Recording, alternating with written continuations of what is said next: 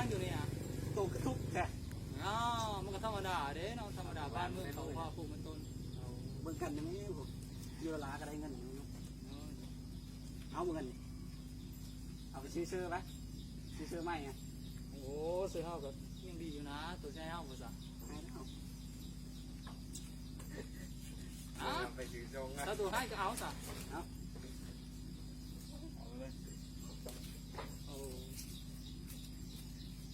พ่อบอกซื้อเสื้อนะ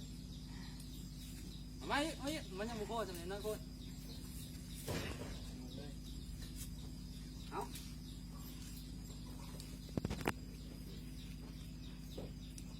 เอาขอบใจหลายเด้อเด้อไปว่าเข้าใจ โอ้ยโทรหาบักมันก่อนนี่โทรมากินเบก่อนจังเล็กจังน้อยนี่สร้างสรรค์ก่อนโอ้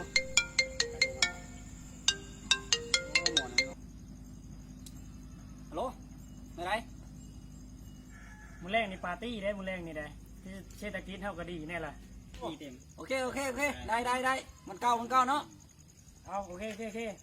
มื้อแรกเจอเดียว มันแรงส่งของนั่นมันแรงไงของเขาสั่งอะไรเอาตัวนี้ละ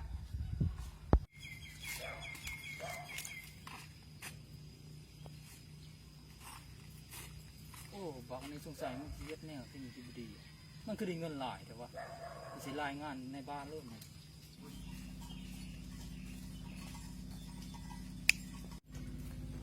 ไปทางไหนมาทางไหนเดี๋ยวนี้เอามาเนี่ยนะเดี๋ยวเอาเดี๋ยวไปบ้านกันเมื่อข้างเนี่ยนะเดี๋ยว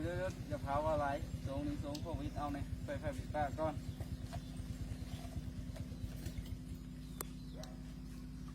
เอานังมีเวียกกันเลยเดี๋ยวไปบ้านกันเมื่อข้างเนี่ยนะอันนั้นเด็กน้อยชาวบ้านเขาเนี่ยมารับมานอนคือว่าแล้วนกกินมาให้กระทึกเดี๋ยวนี้ฮะอ๋อมันเป็นอันนั้นหมดจ้ะได้จ้ะเอาก็ข่าวเวียกหลายอะไรก็มองไม่ตัวแล้วเป็นหูเป็นตาเบิ้งนั่นแหละมีแนวใดแนวแบบเขาเห็นแนวใดบดีก็ให้มารายงานแล้วถ้าเราตัวมองเฮากันเฮากันสิเฮ็ดแล้วนะฮะแต่ละกลับมันเด้อเอาตัวกลับไปซื้อไม่ก่อนตัวมีเบอร์เฮาแล้วก็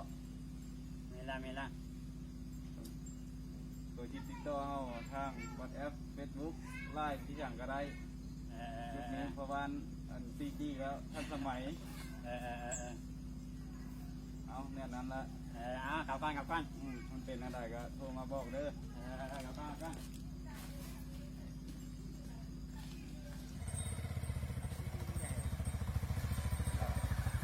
อยู่เฮ้ยนี่หมอนี่เนาะ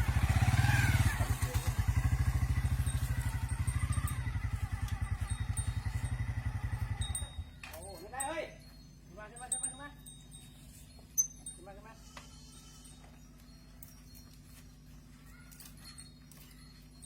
อยู่เพิ่งนะมาไปเบิ่งของนะมั้ย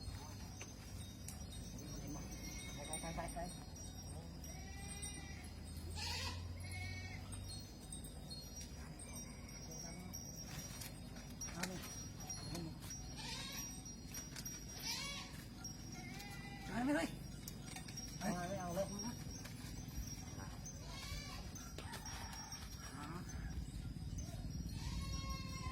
ปาดขึ้นสวรรค์กับคักเอามึง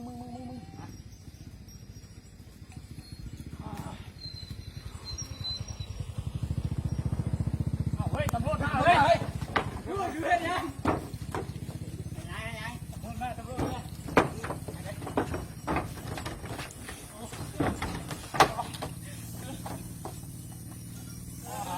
เฮ้ยยังเนะพามันมาให้ยังเบอร์ในของดีพามันขายของนี่นะมันของมาเบอร์นี้ยังของนี่ของมาบังคับป้าไม่ยุ่งเอาอยู่อ๋อของมาให้มาขาดได้ชื่อนะได้ไงแล้วบังคับมาก่อนอ๋อ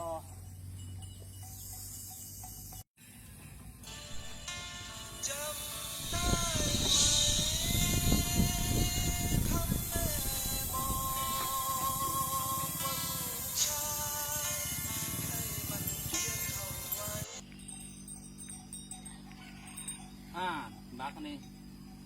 ถือจับไปได้นี่โอ้สมมติยังได้เงินหลายเนาะไปมาแค่พุ่งต้นทำได้นี่นี่แหละคนขายยาบ้าสุดท้ายก็ถือจับกำตามสนองสู้คนดีคือกูขามจนไม่ได้ดอก